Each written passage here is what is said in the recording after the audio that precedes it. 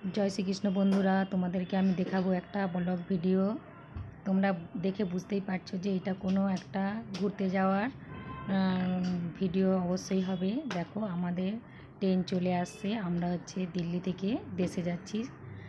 তো আমরা ট্রেনের মধ্যে কত মজা করতে করতে কীভাবে কী করতে করতে যাচ্ছি সেগুলো নিয়ে তোমাদেরকে আমি আজকে দেখাবো এই ব্লগ ভিডিওর মাধ্যমে। পরে আমরা ট্রেনের মধ্যে সবাই উঠে পড়ব।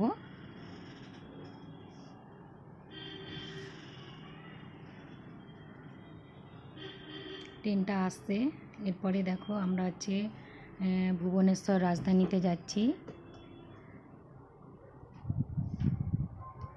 আমরা ট্রেনের মধ্যে বসে পড়েছি। দেখো, আমি আছি, এটা হচ্ছে আমার বড়দা, আর ওটা বড়দার ছেলে, আর এটা তো তোমরা দেখতেই পাচ্ছ আদি, আর এটা হচ্ছে আমার ছোটো কাকিমা, আর এদিকে রয়েছে আমার বড় বৌদি। বড় বৌদিকে মনে হচ্ছে ঘুম পাচ্ছে। অনেক দিন পরে আমি বড়দার সাথে যাচ্ছি দেশে। এরপরে আমরা শিবাজি ব্রিজ পার করে চলে আসছি। দেখো, রাস্তার মধ্যে ট্রাফিক অতটা নেই, ফাঁকা। এরপরে আমরা চলে আসছি একটা বড় নার্সারি, মানে ওই শিবাজি ব্রিজ পেরানোর একটু পরেই এই বড় নার্সারিটা আছে। নার্সারিটা দেখতে পাচ্ছ অনেক গাছে গাছে ভরা আর সবুজ হয়ে আছে। তো দিল্লির আশেপাশে যারা থাকো, কেউ যদি গাছ কিনতে চাও তো এখানে চলে আসতে পারো। এখানে গাছ পাওয়া যায় অনেক রকমের। এই জায়গাটা দেখে মনে হয় যেন কোনো একটা গ্রামের চিত্র, কিন্তু তা নয়, এটা হচ্ছে একটা সিটি।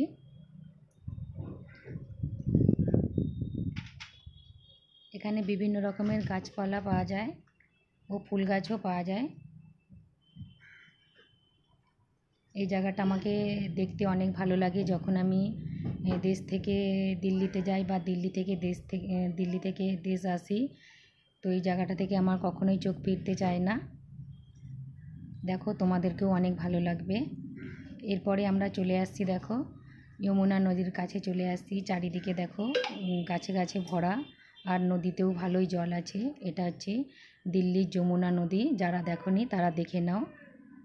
সবার হয়তো দেখা আছে এই নদীটা, তবুও যারা দেখোনি তো দেখে নাও। দেখো, কানায় কানায় জলে পরিপূর্ণ হয়ে আছে। গরমকাল, তবু অনেকই জল আছে, আর দু সাইডে সবুজ গাছে আবরণ হয়ে আছে। আর দেখে মনে হচ্ছে নদীর মধ্যে অনেক মাছ আছে। তো অন্য সময় দেখি অনেক জেলেরা এখানে মাছ ধরে নৌকায় করে। আজকে তো দেখতে পাচ্ছি না।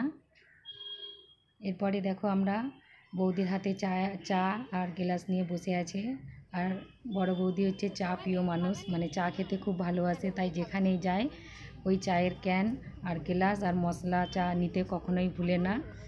এরপরে আমরা চা খাচ্ছি। দেখো, এটা হচ্ছে আমার ছোটো কাকিমা খাচ্ছে চা আর বিস্কিট। এদিকে আদি আছে, ওখানে দাদা খাচ্ছে। এখানে বৌদি সবাইকে ঢেলে ঢেলে দিচ্ছে, আর সাথে নিয়ে এসেছে, কি নিয়ে এসেছে দেখো, দেখাচ্ছি তোমাদেরকে। বৌদি কীরকম দেখছো, চুমুক মেরে মেরে খাচ্ছে। আর আমার হাতে রয়েছে ব্রেড, গার্লিক চিজ ব্রেড। এটা অনেক টেস্টি খেতে, এটা বড় বৌদি বানিয়ে নিয়ে এসেছে। তো আমরা সবাই ওটা খেলাম, বিস্কুট খেলাম, চা খেলাম। এরপরে খাওয়া হয়ে গেছে, এরপরে রাত্রি হয়ে গেছে। এটা হচ্ছে ছোটো কাকিমা বানিয়ে নিয়ে এসেছে চিকেন বিরিয়ানি, ভেজ মিক্স করা। আর বৌদি নিয়ে এসেছে মটর পনির আর রুটি, সাথে আছে পেঁয়াজ আর শসা, কারণ বিরিয়ানির সাথে শসা আর পেঁয়াজ অবশ্যই ভালো লাগে, না হলে ভালো লাগে না। তো সবাই আমরা রাত্রিতে এগুলা নিয়ে খেলাম। গাড়ির খাবার নিইনি, কারণ গাড়ির খাবার অনেক বেকার। তো অনেক দিন থেকেই আমরা সবাই গাড়ির খাবার ছেড়ে দিয়েছি, বাড়ি থেকে খাবার দাবার বানিয়ে নিয়ে যায়। আদি প্লেটে খাচ্ছেন না, আদি দেখো ডাব্বার মধ্যে খাচ্ছে, পড়ে যাওয়ার ভয় থাকবে, কারণ ট্রেনটা অনেক জোরে জোরে যাচ্ছে। আর বৌদি দেখো এক হাতে পরিবেশন করছে আর এক হাতে নিজেও খাচ্ছে, কারণ না হলে সবার লেট হয়ে যাবে। দেখছো কীরকম মজা করে খাচ্ছে, মনে হচ্ছে বিরিয়ানিটা বৌদির ভীষণ ফেভারিট।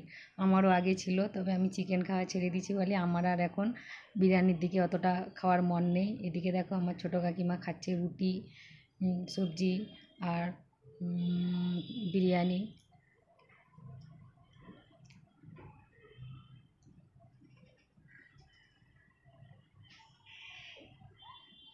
আর সাথে নিয়ে এসেছে দেখেছো কাঁচা লঙ্কা, কারণ সে কাঁচা লঙ্কা খেতে অনেক ভালোবাসে। দেখছো তো যে রুটি সবজি বিরিয়ানির সাথেও কাঁচা লঙ্কা খাচ্ছে, তাহলে বাড়িতে কীভাবে কাঁচা লঙ্কা খায়, মানে মনে হয় কাঁচা লঙ্কার গাছকে পুরো ধ্বংস করে ফেলে খেয়ে খেয়ে। তো এদিকে বড় বৌদি মজা করে খাচ্ছে।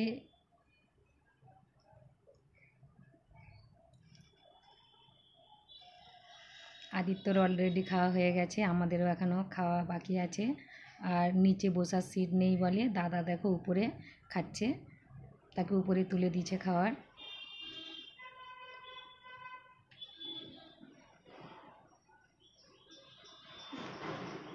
এটা হচ্ছে আমি খাচ্ছি, দেখো রুটি সবজি খাচ্ছি।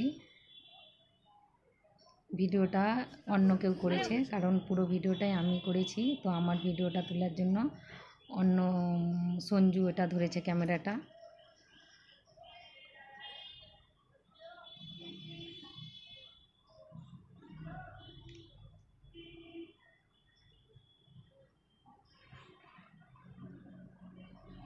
পুরো আমরা ট্রেনের মধ্যে সংসার পেতে নিয়ে এসেছি। এরপরে রাত হয়ে গেছে, এরপরে সকালবেলা দেখো আমরা আবার উঠে পড়েছি।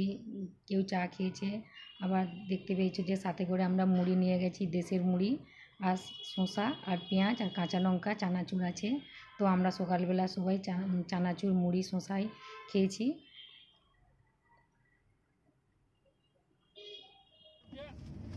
একদম ভালো।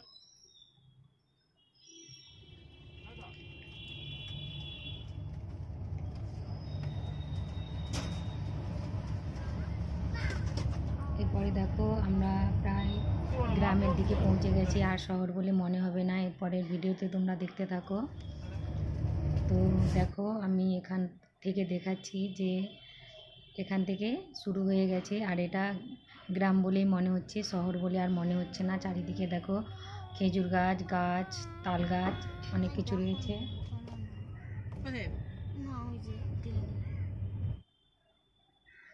ট্রেনটা অনেক স্লো যাচ্ছে, কারণ 2 ঘন্টার লেট আছে, 2.5 ঘন্টা লেট আছে। আর সবসময়ই ওই ভুবনেশ্বর রাজধানী 2-2.5 ঘন্টা লেট করে আসা যাওয়ার সময়। এরপরে দেখো একটা বড় পাহাড় দেখা যাচ্ছে, চারিদিকে পাহাড়ে ঘেরা আর সবুজে সবুজ হয়ে আছে চারিদিকটা, আর মেঘলা হয়ে আছে, তো পরিবেশটা অসাধারণ সুন্দর দেখাচ্ছে। এরপরে আমরা পৌঁছে গেছি শালবনিতে। শাল গাছ দেখে তোমরা বুঝতেই পারছো যে এটা হচ্ছে শালবনি গ্রাম। এখানে শুধু শাল গাছই বিখ্যাত, সবুজে সবুজ হয়ে আছে চারিদিকে দেখো। আর এখানটায় একটু গাছগুলো কম কম পাতা হয়েছে, এগুলো মানে এই বসন্তকালের জন্য সব পাতা ঝরে গেছে, আবার নতুন পাতা হবে।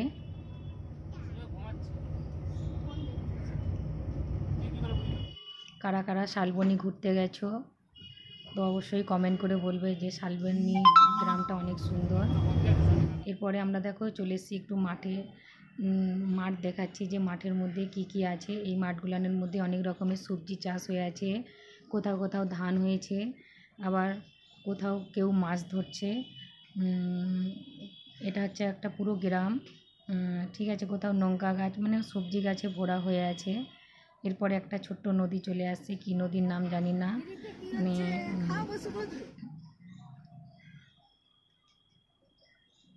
এরপরে আমরা মেদিনীপুরের কাছাকাছি পৌঁছে গেছি।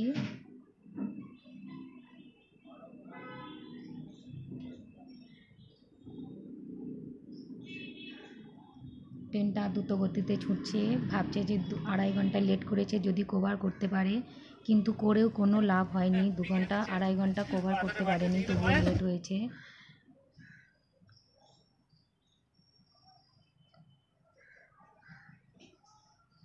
এরপরে আমরা দেখো অবশেষে পৌঁছে গেলাম হিজলি স্টেশনে। ট্রেন থেমে গেছে, তো আমরা সবাই ট্রেন থেকে নেমে পড়েছি। আর সবাইয়ের কাছে একটা করে লাগেজ আছে। বৌদি দেখো হাঁটতে হাঁটতে চলে যাচ্ছে, এরপরে আগে কাকিমা যাচ্ছে আর বৌদি একটা লাগেজ নিয়ে যাচ্ছে। বৌদির লাগেজটা অনেক হালকা হয়েছে। এরপরে দেখো আমরা হচ্ছে হিজলির 2 নম্বর প্ল্যাটফর্মে ট্রেনটা থেমেছিল, তাই সেই জন্য আমাদেরকে ওভারব্রিজে করে 1 নম্বর প্ল্যাটফর্মের দিকে আসতে হয়েছে। আর সিঁড়িটা অনেকটাই বড়, তো আমরা লাস্টের দিকে ছিলাম, অতটা ভিড় নেই কারণ আমাদের বগিটা অনেক দূরে পড়েছিল। আর আমাদের বাইরে হচ্ছে গাড়ি অপেক্ষা করছে, এরপরে আমরা গাড়িতে উঠে পড়ব।